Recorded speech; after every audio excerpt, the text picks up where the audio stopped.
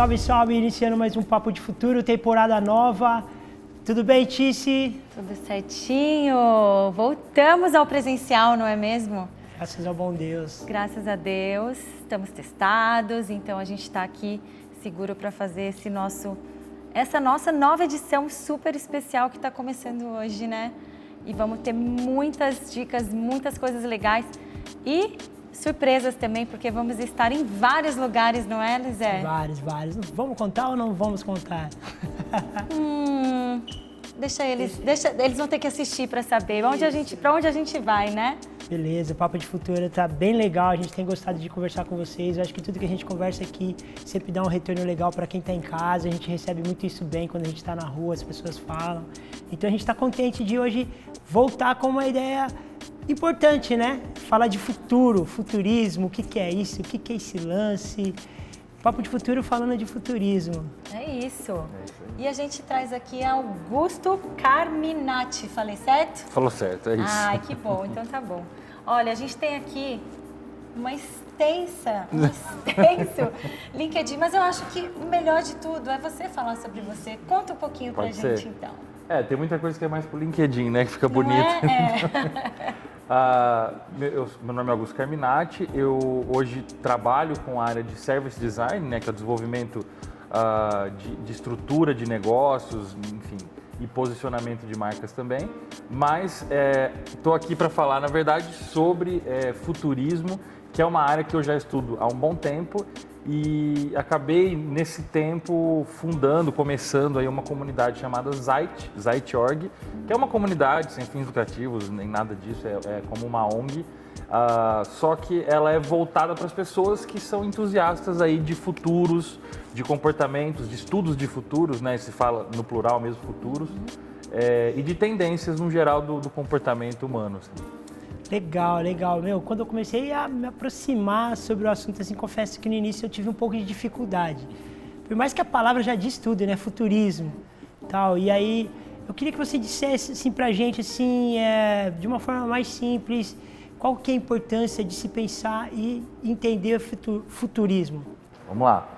Eu acho que, em primeiro lugar, a gente tem que ter a noção de que futurismo, ou a capacidade de pensar o amanhã, de se planejar, ou de antever, né, de pensar antes as coisas e de entender o futuro, é muito humano, né? Não tem nenhum outro animal que consegue pensar futuro ou imaginar de alguma forma uma possibilidade de amanhã e tudo mais. Só que mesmo os animais, eles acabam tendo níveis diferentes disso e os humanos também. As pessoas nas camadas mais sem acesso da sociedade, os mais pobres, as pessoas que não têm muita capacidade de grana mesmo, né, de sobrevivência nesse sentido, os países mais pobres, são os países que menos têm capacidade de pensar amanhã. Então é muito simples, o pobre pode investir grana. Eu tenho a grana que eu tenho hoje e eu vou pensar no futuro, então eu vou investir ela e vou esperar ela virar algum dinheiro. Posso. O futuro não é uma coisa que pertence muito à pessoa pobre hoje ainda, porque ele tem que pegar esse dinheiro hoje e ele precisa comer hoje, ele precisa usar hoje, ele precisa viver hoje. O rico não, o rico, ou enfim, quem tem saiu de uma situação emergencial, consegue pegar esse dinheiro e pensar num investimento, no amanhã, não sei o quê. Então, mesmo entre os humanos, a capacidade de futuro é uma capacidade que ainda é um privilégio. Entendi.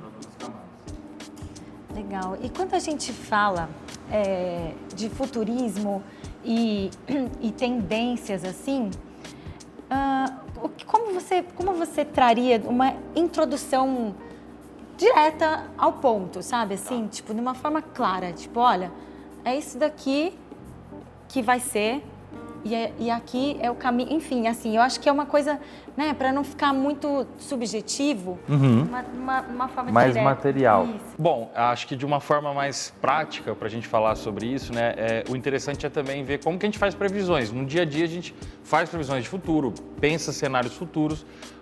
Um exemplo, acho que o mais básico é a previsão do tempo. A gente assiste o jornal, vê a previsão do tempo e tem aquela questão, nem sempre acerta. Mas como que se faz a previsão do tempo? Você estuda diversas coisas variáveis que tem ali. Você vai estudar como está o clima, a temperatura, você vai estudar como está a pressão atmosférica, a velocidade do vento, aonde você está, a geografia. Tudo isso vai determinar uma possibilidade de amanhã chover ou não, por exemplo. De amanhã fazer frio ou não, por exemplo. Às vezes a gente acerta, às vezes a gente erra. A gente não, os meteorologistas, né? Mas, de qualquer forma, o futuro em comportamento é a mesma coisa. Existem várias variáveis que a gente estuda e que a gente vê, olha, tá tendo essa, existe uma probabilidade que isso aconteça.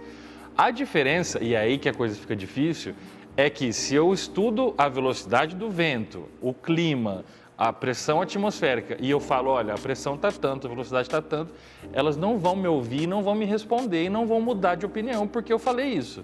Agora, se eu falo, ó, as pessoas estão tendendo a votar em tal candidato, ou as pessoas tendem a usar alguma coisa. Se eu falar para você, tipo, amanhã eu tenho certeza que, de acordo com o que eu analisei da tua vida, você não vai vir trabalhar amanhã, você vai faltar. Você pode falar assim, eu? O que você está falando da minha vida? Eu vou vir sim. Porque o ser humano responde à previsão que você faz em cima dele. Então, você pode prever uma coisa, mas o ser humano, sabendo disso, ele pode mudar essa coisa pela própria previsão que você fez dela.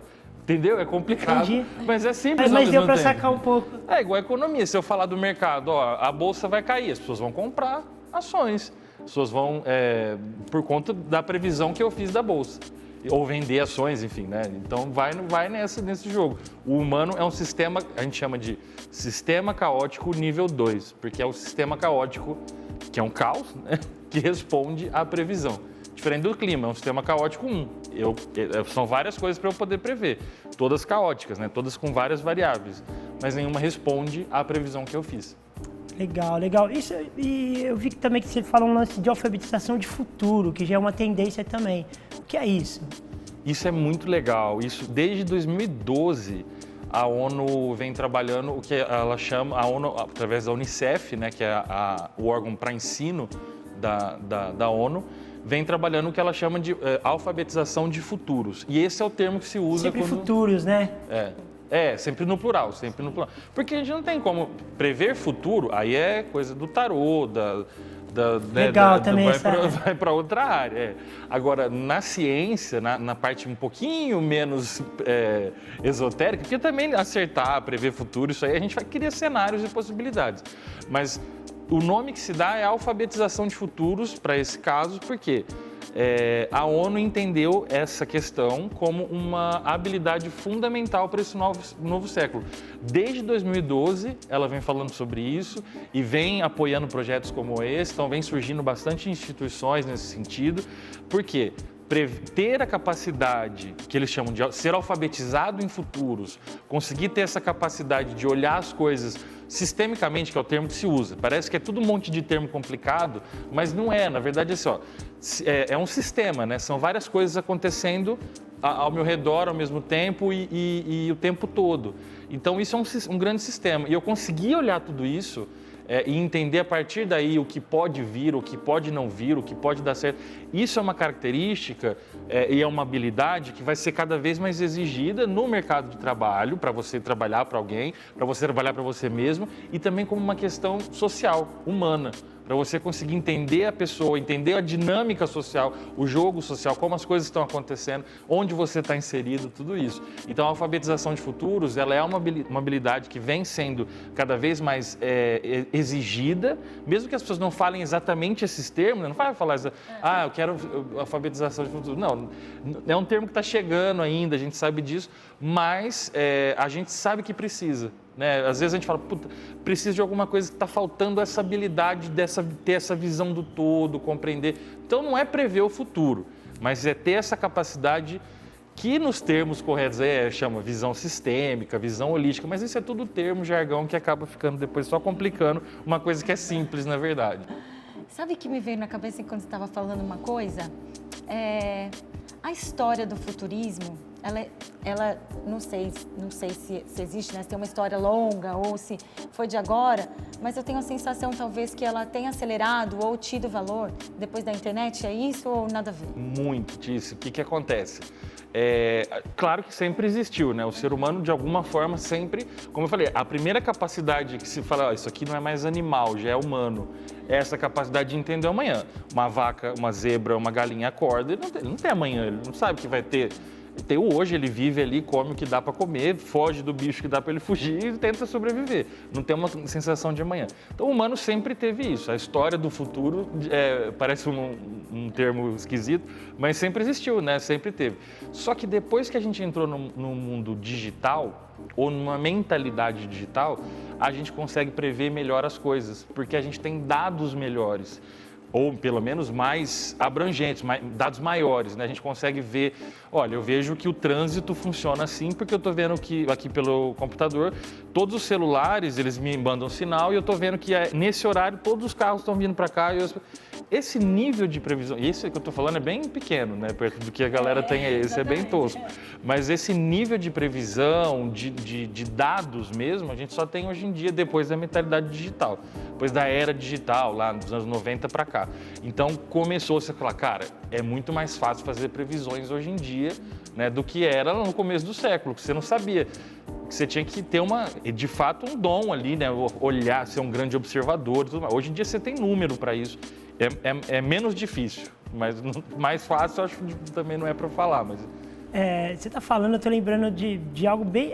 até recente, né? Quando a primeira vez que eu me deparei com o Waze e com o GPS, né? Eu falei, caramba, como que a galera mapeou esse rolê todo? Que eu vou no lugar e tal. A primeira vez... E aí, tipo assim, aí depois eu vi o lance do Waze, né? Da montagem dos grãozinhos e tal, que a galera ia passando, ia mapeando os lugares para quem formatou o projeto, né? Então as tecnologias são cada dia mais usadas, as pessoas não têm noção de como é feito, do que é feito isso, e às vezes até assusta, né? Porque tipo assim, a gente vê agora esse lance como que fala? Do lance que preenche os dados, você está digitando algo, aí de repente preenche a frase que você queria ali, assim, a sua pesquisa, tá ligado? Essas questões cada dia mais estão presentes, entendeu? Sim. Mas é a ideia a questão tecnológica... a gente sempre... A tecnologia é uma expressão humana, né? É uma forma do ser humano se expressar. Então, quando a gente descobriu o fogo, todo mundo assustou, né? Quem estava ali viu, fogo e tal, conseguiu ligar, assustou. Quando os irmãos Lumière chegaram com o cinema, a galera viu aquilo e ficou assustadíssima. Achou que era o trem era uma cena de um trem, o primeiro filme projetado. Eles acharam que o trem ia vir engolir eles. Então, a gente sempre assusta com a tecnologia.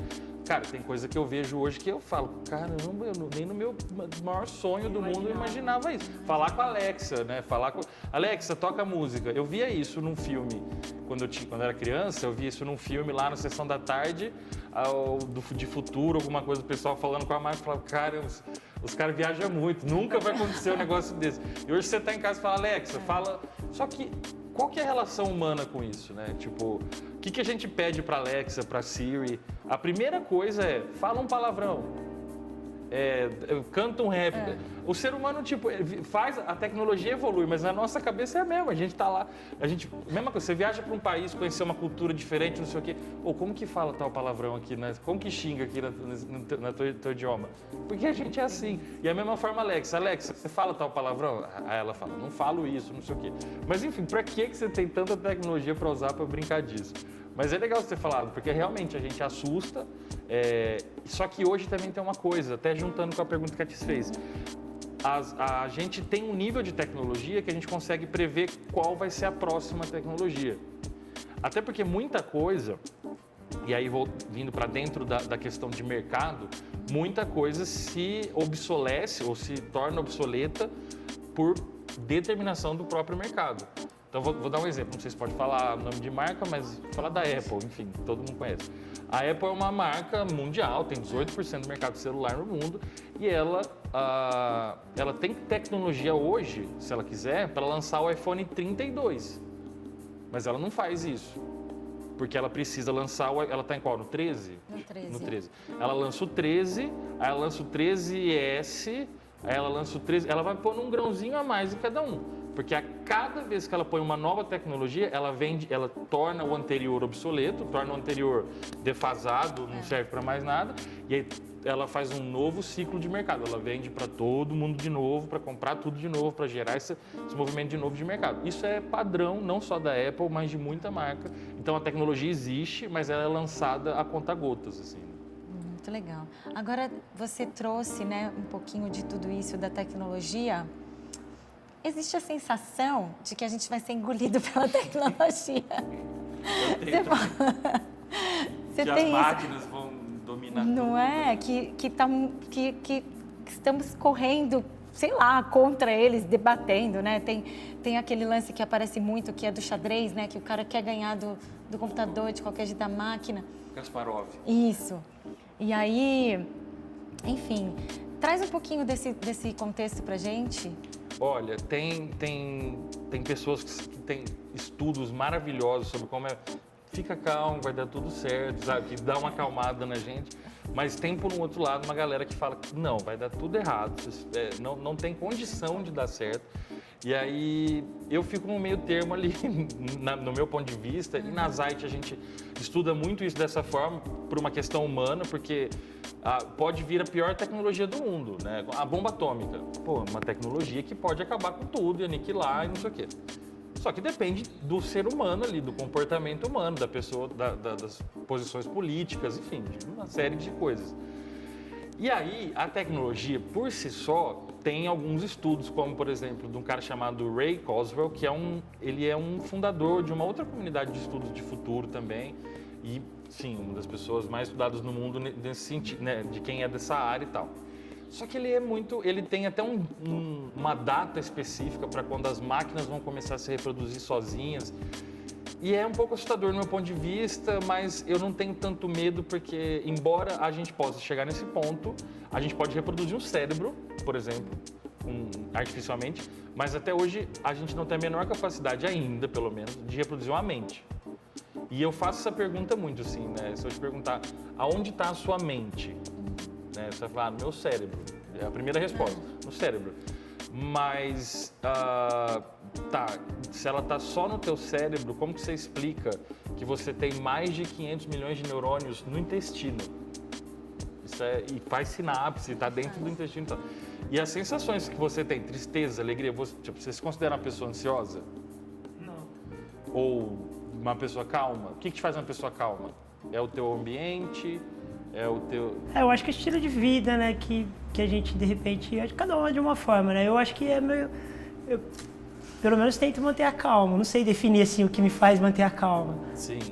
E aí o que a gente fala é o seguinte, tem a ver com como você se alimenta, com as memórias que você traz, claro, da tua vida, uma conjunção de coisas. Isso é a tua mente, né? Tá tudo ali dentro, é a tua mente. Agora, a tua mente, ela tá só no teu cérebro? Ou ela tá dentro de tudo isso, dos hormônios do teu corpo, não sei o quê?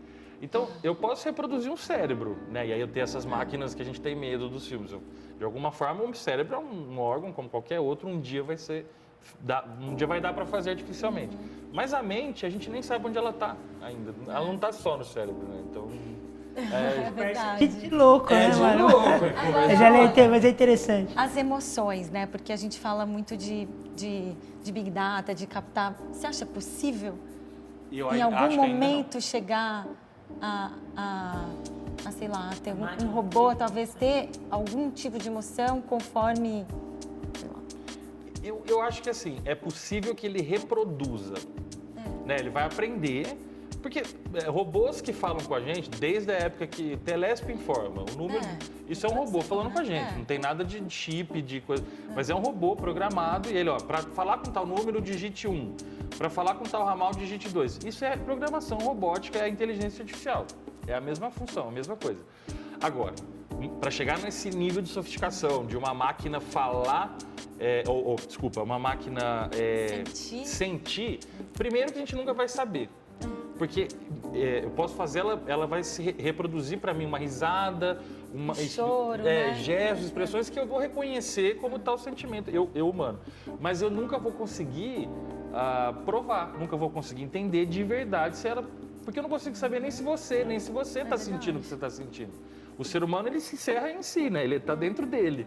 Ele, até o ponto que eu sei só de mim, eu sei só de mim. Eu não tenho como saber o que você está sentindo ou mesmo que uma máquina vai sentir. Mas ela pode reproduzir para mim gatilhos que vão me fazer compreender aquilo como o máximo humano possível. Agora, se ela está sentindo aquilo... Por exemplo, animais. A gente fala, não, esse cachorro, ele demonstra amor para mim, ele sente amor. Até onde a gente sabe, como que eu posso provar que é... Não, mas ele vem e ele me faz carinho. Ui, né? É porque a gente vai buscando encontrar conexões humanas ali, buscando entender coisas humanas no animal. Da mesma forma, a gente vai fazer isso com as máquinas, e já faz com algumas, né? Muito em breve. Mas se de fato o cachorro está sentindo o que a gente considera como amor, é subjetivo, tanto meu quanto dele. Tanto o que eu entendo como amor é uma coisa subjetiva minha, quanto o que você, ou o cachorro, ou o robô entendem, o que venham a entender, também é subjetivo. A gente dificilmente vai chegar no nível de entender algum dia. Nossa, e pensando em tecnologia, né? Eu estava pensando no lance dos aplicativos e dos trabalhos que deixam de existir a partir do momento que a tecnologia vai avançando, né? Existe uma preocupação, né, de que alguns trabalhos deixarão de existir e o número de pessoas não terão trabalho, por conta de repente, não acompanhar as novas tecnologias e não acompanhar, se adaptando às necessidades tecnológicas. O que é falado nesse meio do futurismo a respeito disso? Cara, se a gente parar para pensar, a gente já está fazendo uma previsão falando isso, porque a previsão que a gente está fazendo é de que vai precisar haver trabalho. E não sabemos isso, é futuro. Mas sempre precisou de trabalho. Eu ia falar isso agora. Mas que tipo de trabalho? Numa mentalidade agrícola, o trabalho era acordar, plantar, esperar germinar, colher e não sei o quê. Isso tinha um tempo, o tempo da natureza.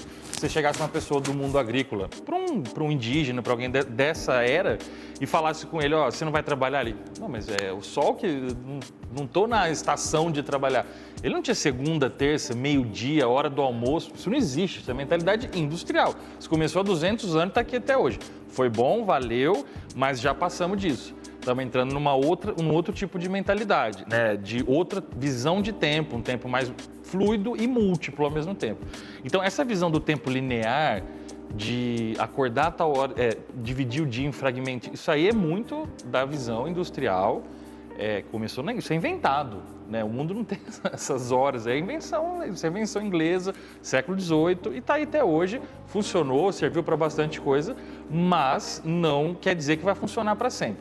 E o primeiro ponto, respondendo a sua pergunta, um pouquinho mais direto, há sim uma estatística de que a gente vai entrar numa era com pessoas chamadas desocupadas. Não é, a gente fala... vagabundo, sem trabalho, não sei o quê. Hoje, tudo que é sem trabalho parece hiper pejorativo, porque a gente está numa visão industrial, né?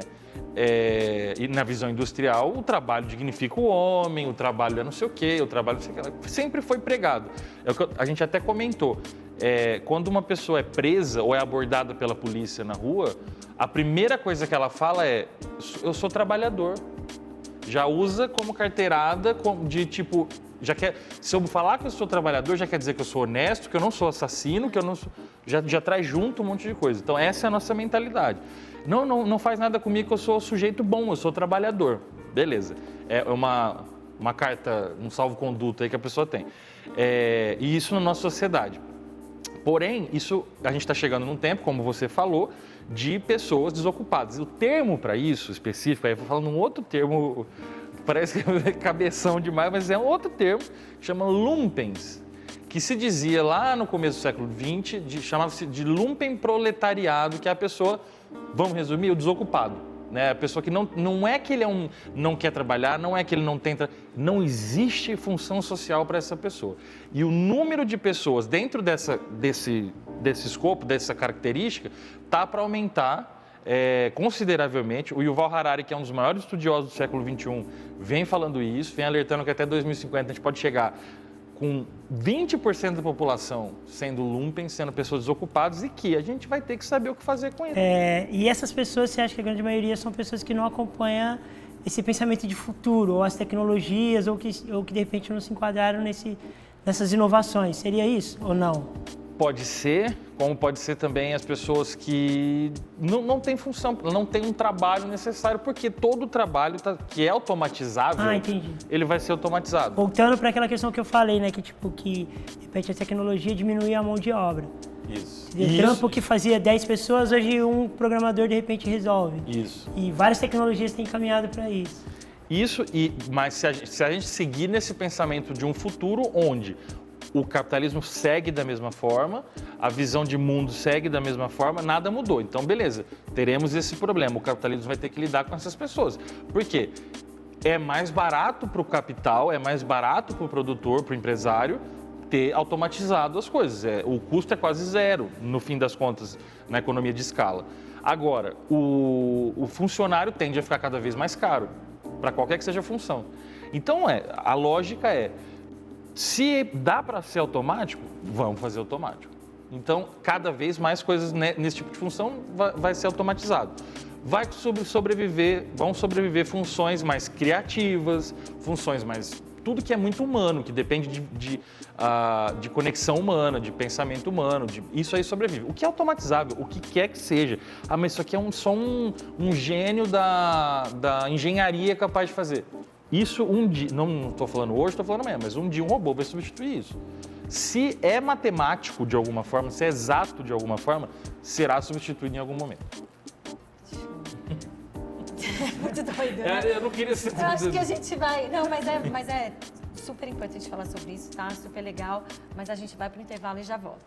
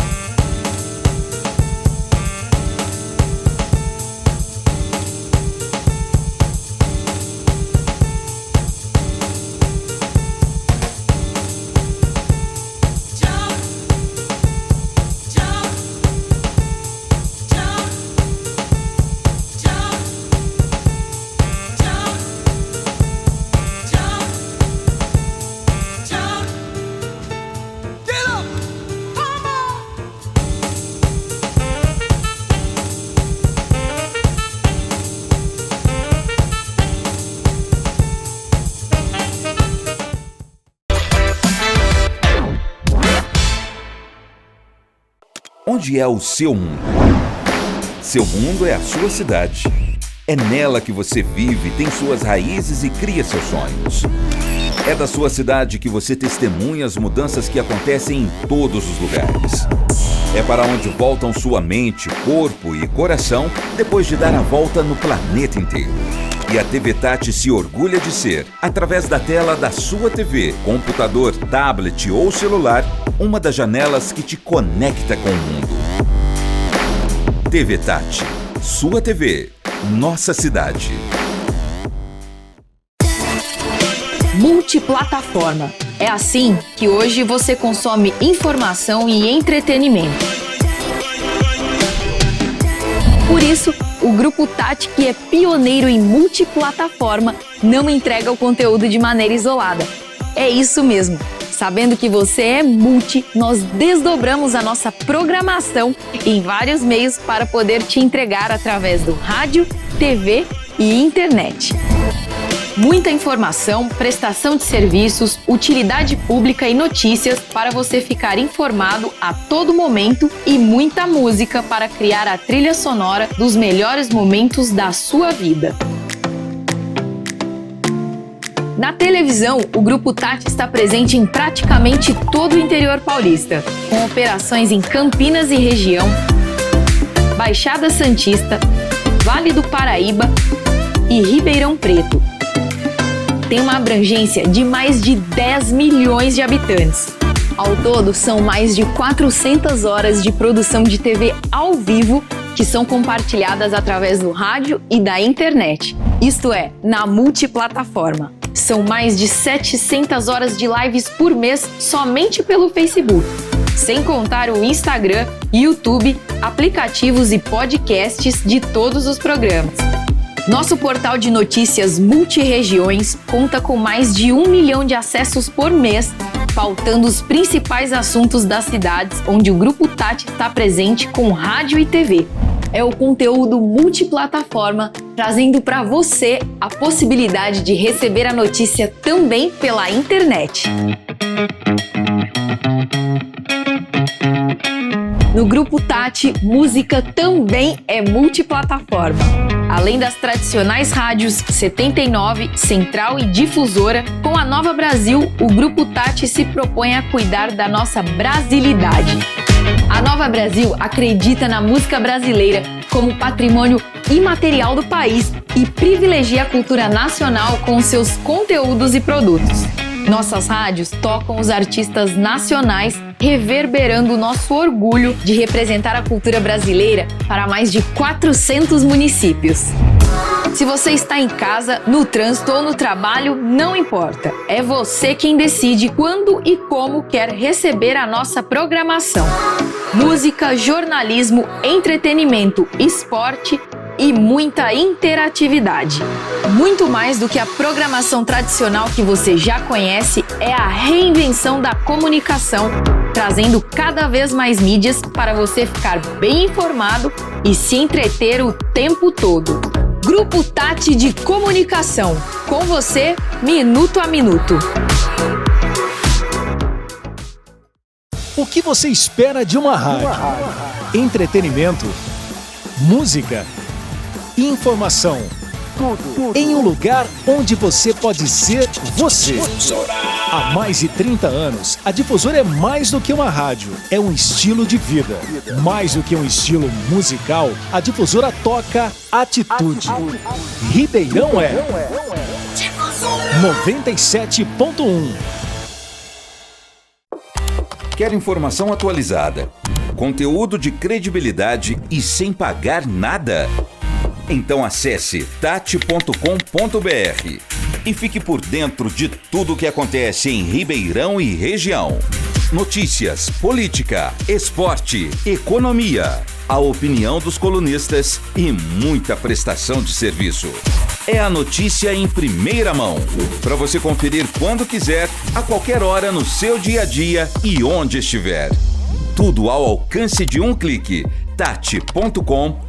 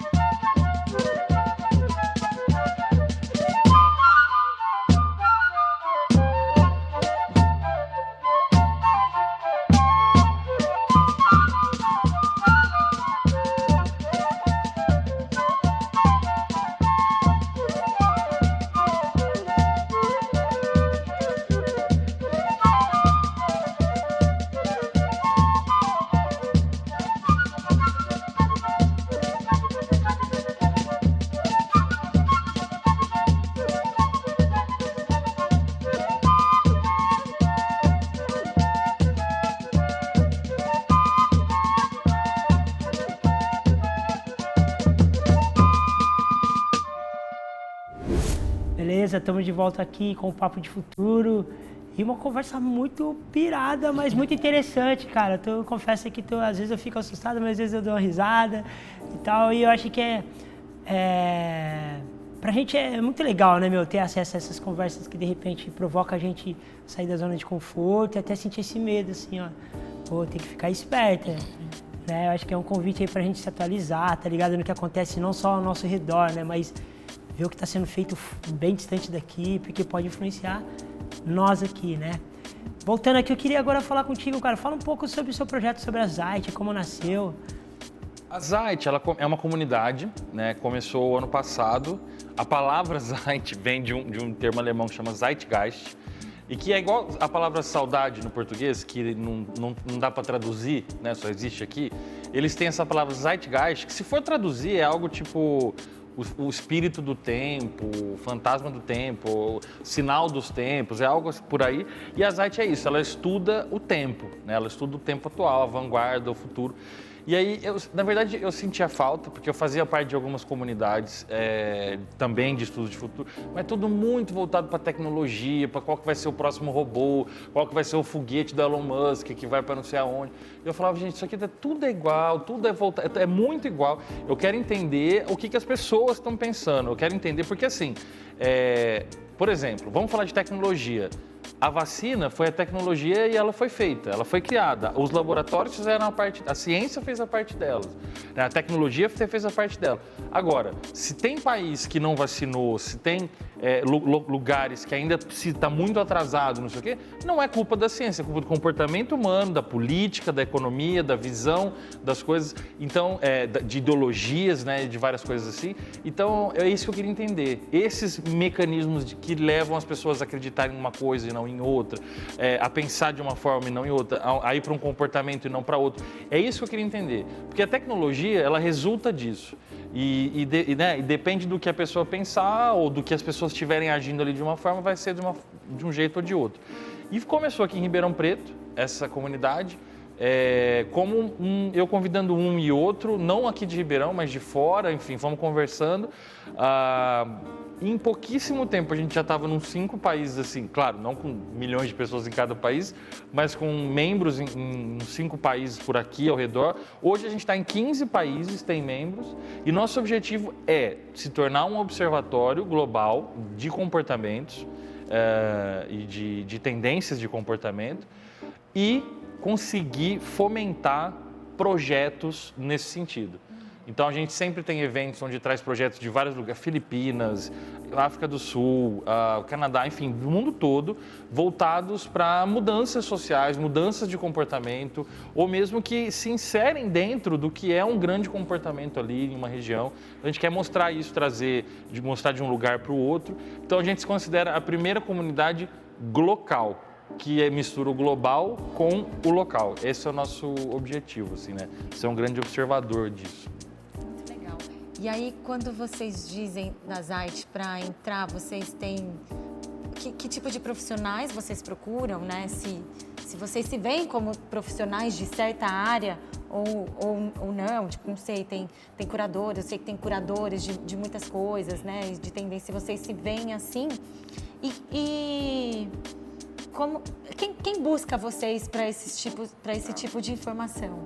Hoje, no começo a gente que ia atrás, né? Tipo, mas a comunidade tem 1 ano, 1 ano e meio, vai fazer agora 2 anos no comecinho de 2022. Mas quem busca a gente, quem tem mais interesse são jornalistas, pessoal de relações internacionais, pessoal de várias áreas de ciência, assim, no geral, história gosta muito, antropologia busca muito. Então, todo mundo que é ligado aí ao comportamento humano, muita gente de marketing busca por conta de tendências e quer, né, saber também. Mas tudo que é ligado ao comportamento, a compreender as pessoas, uma questão muito humana, procuram a gente. Só que a ciência, ninguém ali é profissional dessa área, porque são várias áreas, é muito multidisciplinar.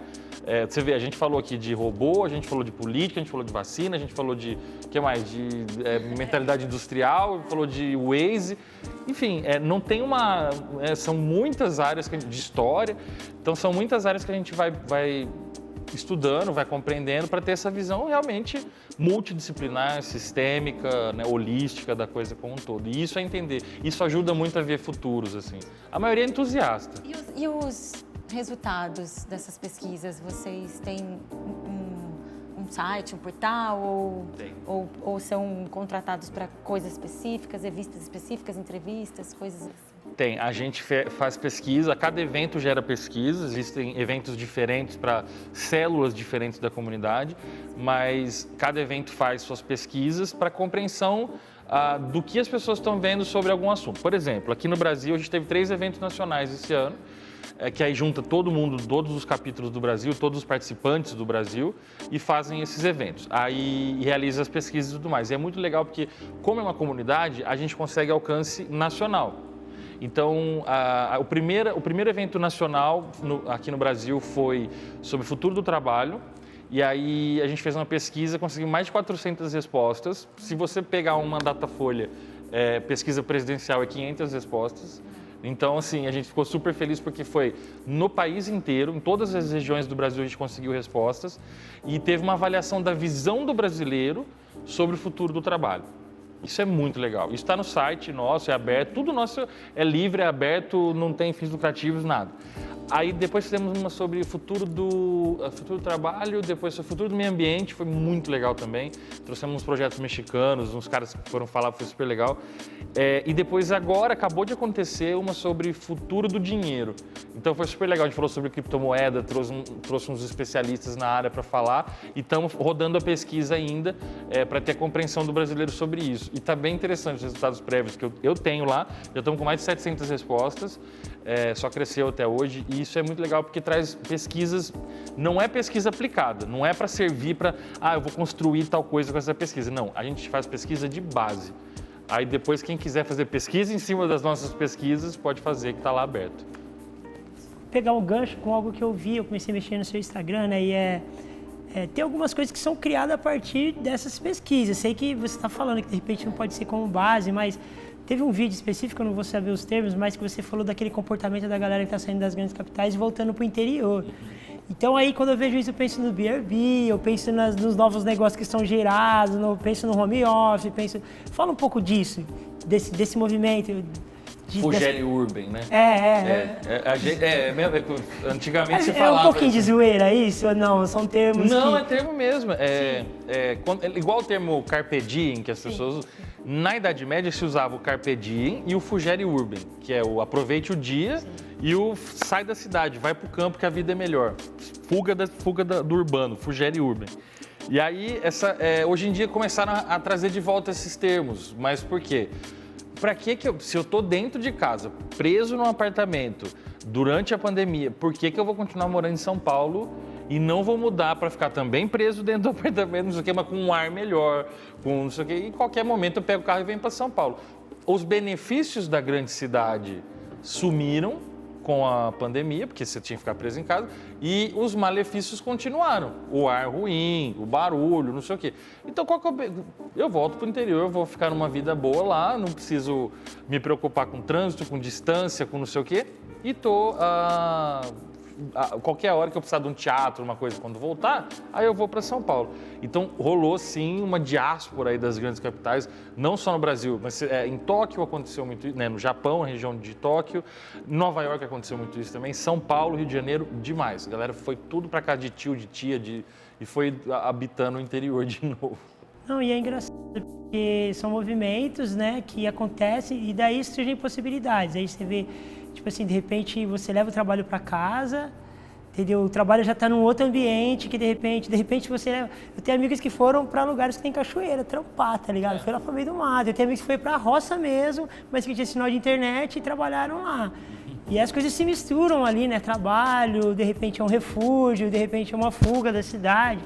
E geram negócios, né? Também. Entendeu? Porque tem aí a galera que entra com essa inovação de alugar um lugar que de repente era uma moradia, tá ligado? É interessante, né? Você ter esses estudos, porque a partir dele pode surgir também.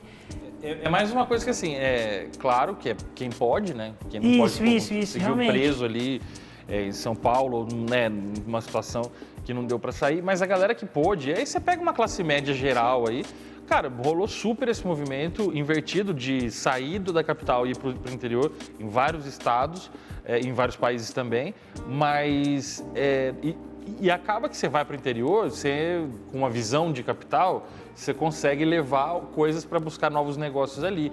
Cara, eu sou nascido numa cidade chamada Monte Azul Paulista, é minúsculo, tem 20 mil habitantes, é menor que Campos Elíseos aqui em Ribeirão Preto, menor que um bairro de Ribeirão Preto.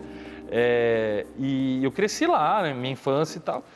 E hoje eu vou e eu fico olhando assim, nossa, olha essa vista que tem aqui, né? Eu sei que para mim aquilo é todo dia, era minha roça ali, mas eu olho aquilo e eu falo, olha essa vista, se põe um negocinho aqui, vende um Airbnb, o cara vem e vai fazer 30 mil fotos aqui, e vai falar que tá na Europa porque é lindo, porque tem um vale ali, não sei o quê.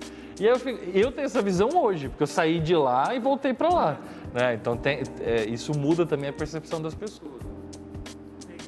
Nossa, demais. E sabe o que eu queria? A gente está chegando no final e está super interessante, mas eu acho que o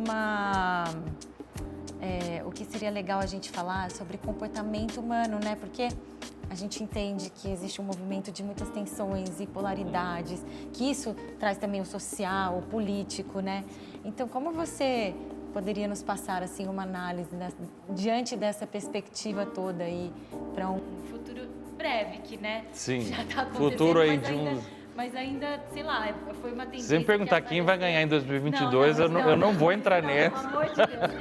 Só mesmo essa tendência de comportamento mesmo, né? Que, óbvio, se mistura com social e político. Eu vejo assim, a gente está num momento de ebulição, de uma ruptura muito grande e também, eu não estou falando novidade nenhuma, né? Acho que todo mundo vem e fala a mesma coisa. Mas o que acontece? É difícil, nesse momento, a gente conseguir entrar em discussões aprofundadas. Então, tudo fica muito raso. Tudo no momento de ebulição fica muito raso. Está todo mundo nervoso, está todo mundo irritado, está todo mundo perdido. Porque tem muita coisa que eu vejo no Brasil, por exemplo, que está hiperpolarizado mesmo. Então você pega, tem uma galera de um lado que faz críticas ao outro, mas que se eu pegar as mesmas críticas e retribuir para esse lado, funcionam. E funciona em ciclo, porque está todo mundo muito superficial. E quando isso entra para um aprofundado, nesse momento, não resulta em nada. Imagina um pêndulo, né? A gente bateu nele assim e ele foi para lá e para cá. Enquanto ele não der uma acalmada aqui no meio, ele não vai para lugar nenhum. Não vai se definir nada, não vai resultar nada, mas esses momentos são necessários também, porque é isso que renova as coisas. A gente pega o século XX, a gente teve 3, pelo menos, grandes momentos assim.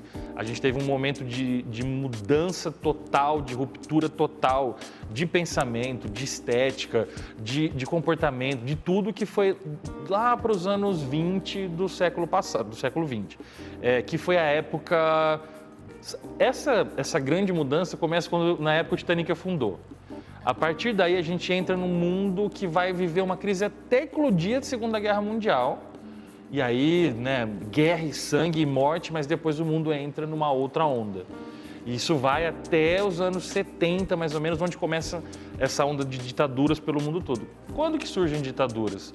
Quando as coisas estão mudando. E as ditaduras surgem para segurar as mudanças, para que elas não aconteçam. Sempre o autoritarismo surge nesse momento. Então, se está surgindo autoritarismo, é porque as coisas estão mudando. Então, quando a gente consegue notar que está havendo essa ebulição pela terceira vez. Aí, eu falo terceira vez, já saímos do século XX, mas começou lá. Essa mudança, se a gente pegar anos 80, final dos anos 80 e anos 90 e comecinho dos anos 2000, até o 11 de setembro, mais ou menos, estava tudo calmo. Tava todo mundo, a gente falando, nossa, saudade da época do banheira do Gugu, saudade da época do não sei o que era, o tempo era bom, a gente só pensava em viver a Copa do Mundo. Ninguém tinha preocupação, gente, todo mundo fazia, porque estava num momento de calmaria, verdade. Não é? Era todo mundo feliz, era lindo, todo mundo vírgula, porque, mas enfim, a gente começa movimentos de ruptura no comportamento, no pensamento, e aí na política, na economia, na moda, na estética, na alimentação, em absolutamente tudo, e culmina num momento hoje onde a gente está, no meu ponto de vista, 100.000% perdido. A ideia é essa. E a gente não vai conseguir enxergar a perspectiva de nada enquanto a gente não deixar o pêndulo dar uma descansada. Mas, por enquanto, não parece que está perto de descansar ainda. Estamos no balanço. Eu achei até um panorama legal, né? Que, tipo, se tá tudo desse jeito, vai haver uma mudança, né? E eu acho que nessa mudança a gente tem um papel importante, né? Sabe que me veio na cabeça uma coisa, né? Que você contando de tudo, eu queria te fazer uma pergunta, assim, meio doida, mas talvez para você prever o futuro, você necessariamente tem que olhar para o passado? Totalmente. Não, é impossível você fazer qualquer tipo de proposta de futuro, de previsão de algum cenário, sem ter noção do passado, né? Mesmo assim, eu vou falar de comportamento humano. Da onde vem o comportamento humano? Se não da história e da antropologia, né? Você tem que estudar, entender as pessoas, não só aqui, mas como elas funcionam socialmente também. Isso você tem que estudar a história, né? Não tem, aí sim, é obrigatório. É uma das ciências obrigatórias para você conseguir compreender possibilidade de futuro, é a história. Primeiro porque essa ideia de que a história se repete, é cíclica, eu não concordo. Eu vejo ela como uma espiral. Sim, ela toma, mas crescente, né? Ela nunca volta. Não existe isso de a história volta e se repete, não. É outra coisa que está acontecendo, que você lembra de alguma coisa que já aconteceu. Ou veio dali, nasceu daquilo que já aconteceu, mas não é a mesma coisa. Os atores mudam, o cenário muda, tudo muda. Então, ela vai indo, pode até ser ciclicamente, mas é uma espiral para frente, contínua. Cara, demais. Nossa, demais, né? A gente viajou aqui, mas nossa, que... Obrigada por trazer esse assunto. A gente tem muito a agradecer, porque realmente, assim, eu saio evoluindo, assim, de muitas coisas, muitas inspirações, e muito legal. Muito obrigada. Obrigada pelo seu tempo. Obrigada por fazer prestar esse serviço para o mundo, né? Obrigado. Alguém tem que se propor a fazer isso, Tem bastante gente muito boa fazendo isso. Eu fico feliz demais pelo convite. Eu queria também aproveitar, estender e convidar todo mundo para conhecer a Zeit. Escreve Zeit, Z-E-I-T, zeitorg.com, o nosso site. Quem quiser entrar, tem Instagram, enfim. O Instagram tem em português, podem procurar lá, é Zeit Brasil, escreve Zeit Brasil. E convidar as pessoas a conhecerem mais, serem membros, não paga nada, tem curso de graça, tem várias coisas, tem eventos, tem pessoas, tem para você conhecer, enfim. Como é uma comunidade, tem essa questão de comunidade mesmo, né? De você conhecer pessoas, ter contato com pessoas, estar interagindo com pessoas e tudo mais. Se você tiver esse interesse, gostar desse tipo de assunto, que são vários assuntos, na verdade, estão super convidados. E mais uma vez, queria agradecer demais pelo espaço, pelo tempo de vocês. Pô, legal. Então é isso, pensar no futuro é um caminho sem volta, né? Eu acho que é prazeroso, a gente se interessa cada vez mais e fica antenado e fica tentando não ficar para trás, né? Porque acho que é interessante. E a gente quer agradecer a todo mundo que está acompanhando a gente. Fica atento aí, porque a gente vai estar em lugares diferentes, com pessoas também super interessantes, como a gente teve hoje aqui, e você não pode perder. Falou? Obrigado a todo mundo que esteve com a gente hoje.